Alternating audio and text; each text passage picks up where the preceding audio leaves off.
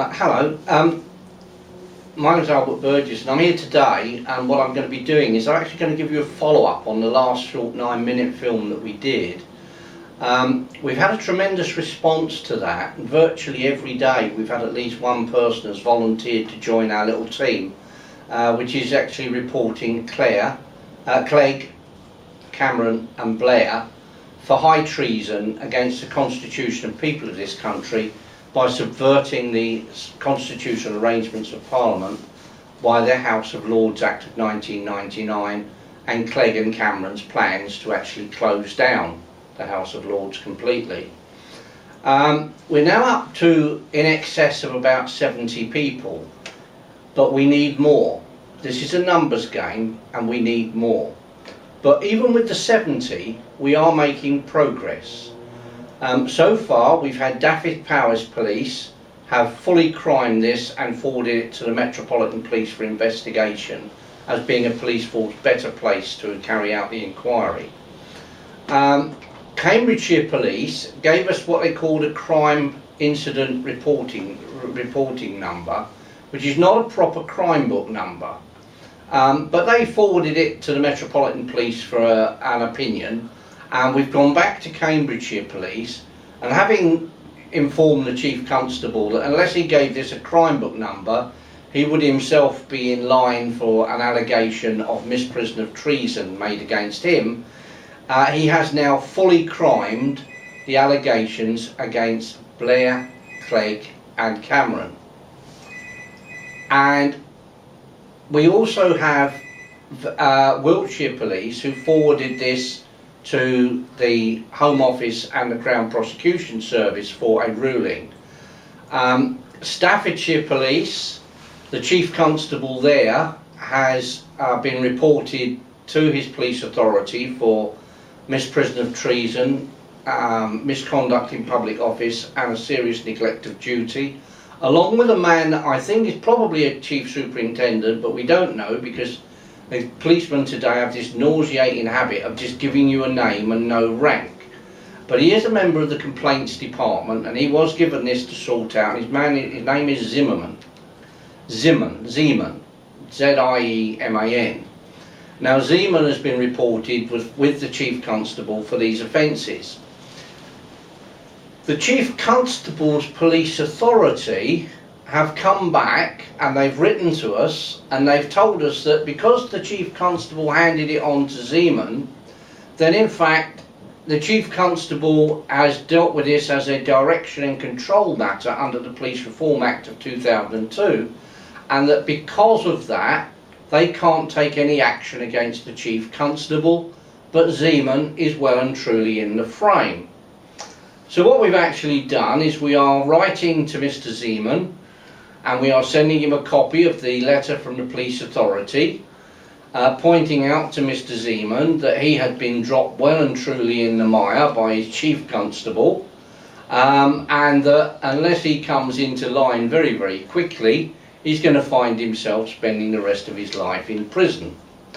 We're also writing to the Chief Constable to tell them this is sufficient. This is actually not good enough, because misprision of treason is an offence at common law, and common law cannot be repealed by implied repeal by statute law.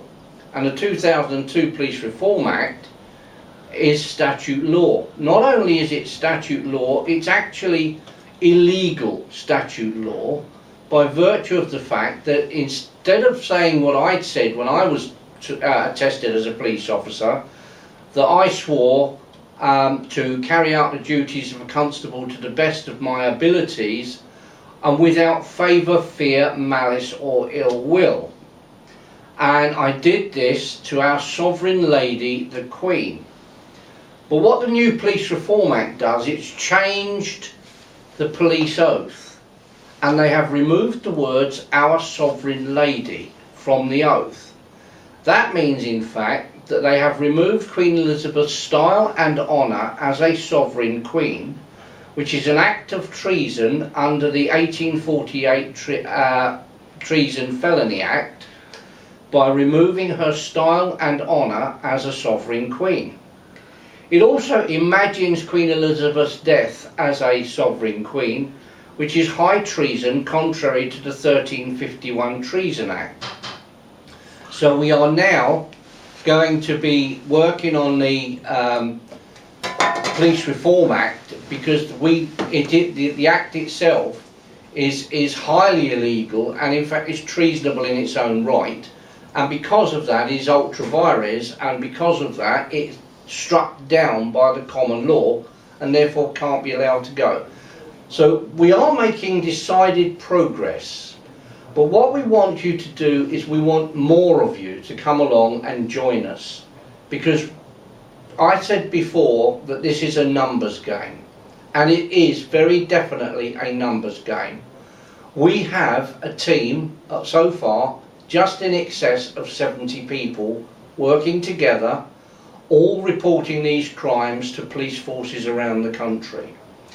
What we need is not 70 people, we need 700, then 7,000, then 700,000, and then 7 million, and then the entire population doing this, because if there are enough of us, it places a great burden on the police force, which they are going to find it very, very difficult to avoid picking up and running with, to uphold the law in this country the way in which it is written. And that's what we need to do now. We need you to join us by contacting me at albertburgess@hotmail.com. I will then send you a nice little email, and I will forward your email off to Jack, who is one of my two men. I have two principal workers, Jack and Rex, who are doing absolutely sterling stuff in showing everybody else how to do what they are doing. And Jack will then send you an introductory email, and then between the pair of them, Jack and Rex will send you absolutely everything that you need to go into your police station and to report, or actually it's all done by email, although you can walk through the door of the police station if you want to, but it is all done by email from the comfort of your own home into your local police force, in order for you personally to report treason where you live. We're also looking for people who are pretty switched on and who are very self-confident, because we want people to actually take this up and join with us to do what we are doing, but actually also to recruit groups of people locally where they live. So that instead of one person actually reporting the treason in Kent, in the town of Canterbury for example, we will then get that one person leading a team of 20, 30, 40 or maybe even 70 odd people, all reporting treason in Canterbury and Kent to their local Kent police. And if we can manage that in most of the large towns and villages around the country, certainly the cities, then really we cannot fail to win this one. And I'm sure there's not a single person out there watching this who wouldn't actually allow at least a small smile past their lips when Tony Blair is dragged off kicking and screaming in handcuffs. Thank you very much for listening.